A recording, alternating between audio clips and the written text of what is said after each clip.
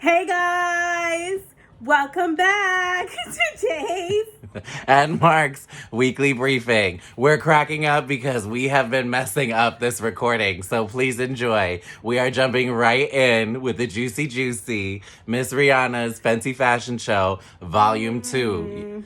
Girl. Yes, honey.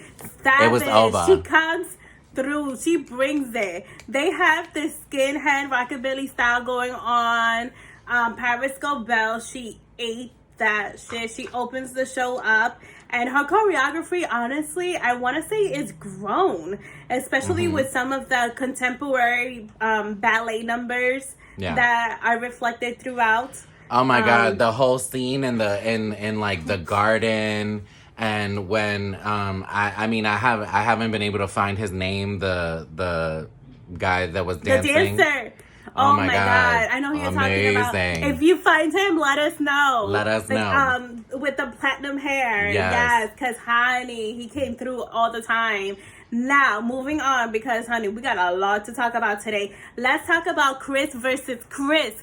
Go, Mark, because I know you don't like him. Okay, so worst Chris is Chris Pratt. And everybody should know by now, because it's all over Twitter, all over Instagram. Basically, the idiot that he is goes out there and manipulates the People's Choice Award voting thing to like mock voting in general by being like, vote for me and whatever.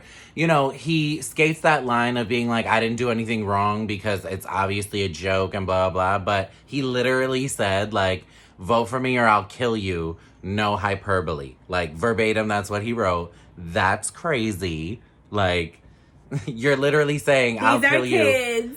I'll kill you. I'm not joking. Like, so honestly, we already have whack feelings about him. We have unconfirmed reports that he is a Trump supporter, and this is very Trump supporter behavior.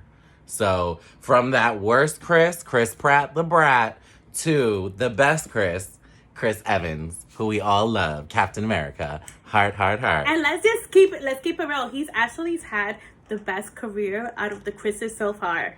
Chris Pine, Chris Pratt, and Chris Evans. Out of all three of these Chris's, even Chris Hemsworth, Thor. Like, okay, true.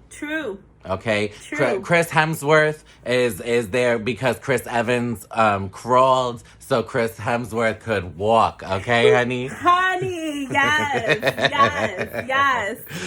But anyway, he basically came out and slammed 45, because I don't even want to say his whack-ass name, for his whole treatment of COVID and telling people that, you know, not to be afraid of COVID. And he was like, how can you say things like this when you're getting, like, top-notch A1 treatment from, like, the best doctors? Which is funny because notice how it's not the doctors who were on the news giving all those pseudo fucking treatments and whatever. Those aren't the doctors that are treating the president.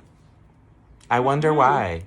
But honestly, that's why we also have our feelings about pop and politics and people getting involved, because their voices do matter. They have fans. They have people that listen to them, that support them, that, you know, will follow them blindly the same way that we have people following this current man in office. So it matters. And talking about things that matter, Megan Thee Stallion made her SNL debut. Yes, and used she did.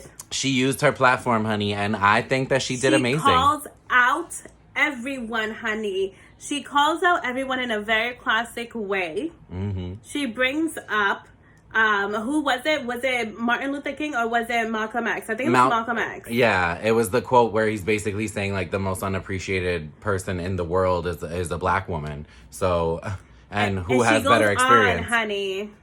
She goes on to call out Daniel Cameron, who's the DA in Breonna Taylor's case. Mm-hmm. A quick little background. That case is so messed up right now because of how uncooperative that whole side has been. So saying that, she goes on and she actually makes her platform be used. And like Chris Evans, she uses her platform to bring attention to the fact that, hey, we need to protect black women. Absolutely. And she does this while still shooting, figuratively, shots at Tory Lane. Okay. So honestly, guys, make sure you pay attention because these celebrities all have a voice and they are using them. And if they are not using them in a way that supports positive change in the world, then we should not support them. And with that note, we're going to take a quick break. We're going to show you a little cooking video and we'll be right back for you guys. Okay, so you're going to start off by getting your pot real hot. Then you clean your chicken, obviously. Then you put its skin down on your hot skillet. And as you're doing that, you take your onions and mix it in with your marinade. Then skin side up, you add that mix. Add some cherry tomatoes, some culantro, not cilantro, culantro. In the meantime, to get your hash going, put up your cut up plátanos in some boiling water.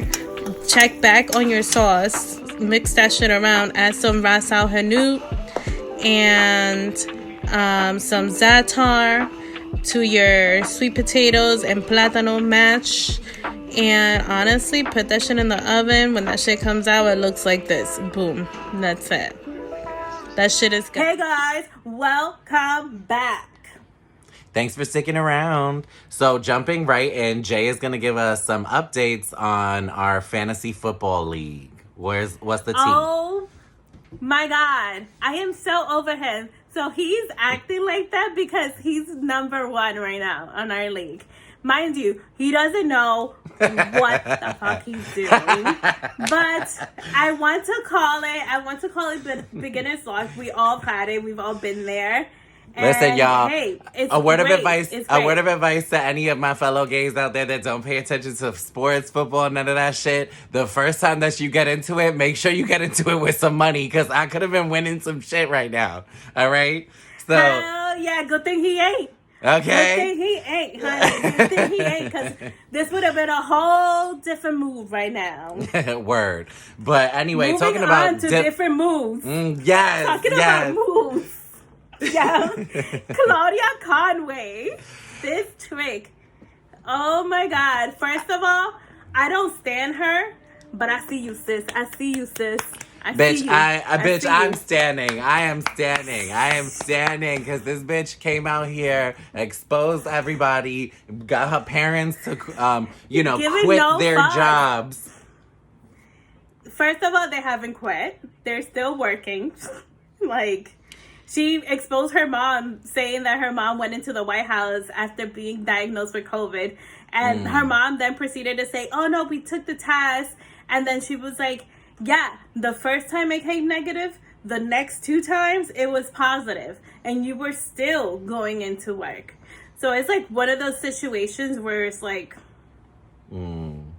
It's just sketchy. But can you expect anything less? Look at who 45 is. Okay. 45 was diagnosed on Thursday, and he's out and about already. He basically discharged himself to the White House carelessly.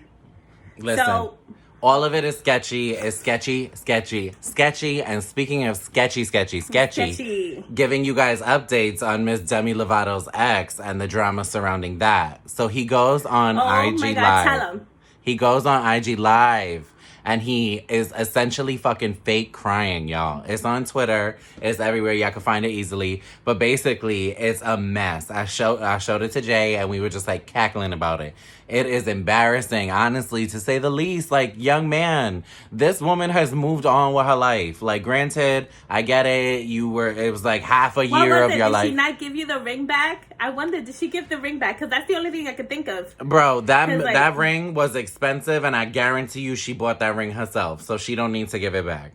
Okay, because he is Emmy nominated, but he is nobody's A-list to be affording $1 million rings like that. Okay, so I don't know, but it's just messy as shit. Leave that young woman alone. I stand with Demi. Okay, moving right along. Okay, moving on to Messi. Messi, and I'm gonna say this from jump. We're placing this trick in Karen Waistband territory.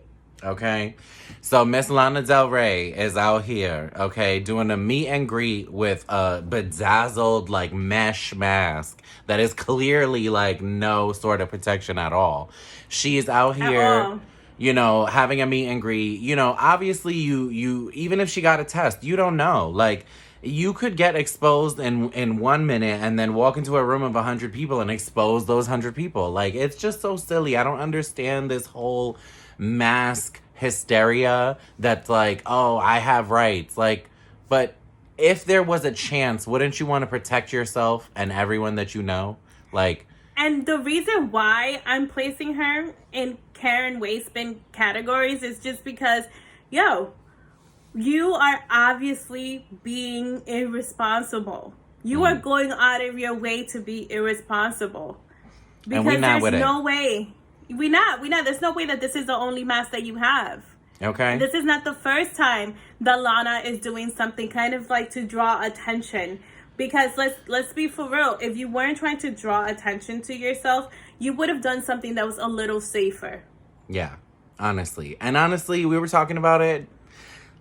Lana's not really like that relevant anymore. And I don't mean that to try and like cancel her. Best luck to her. Good luck, girl. We don't cancel. But people cancel themselves. Hello. But girl, get it together, okay? Because this is not a joke. People are out here dying, okay? And again... Right now, 210,000 Americans and counting. And we are always going to try and end our show up till the election with reminding you guys to get out there and vote. Vote. It matters. And register to vote. Every state has a deadline. So please keep up to date. October is here. That means deadlines are coming soon. Some states, their deadlines are this weekend. So vote. We love you guys so much.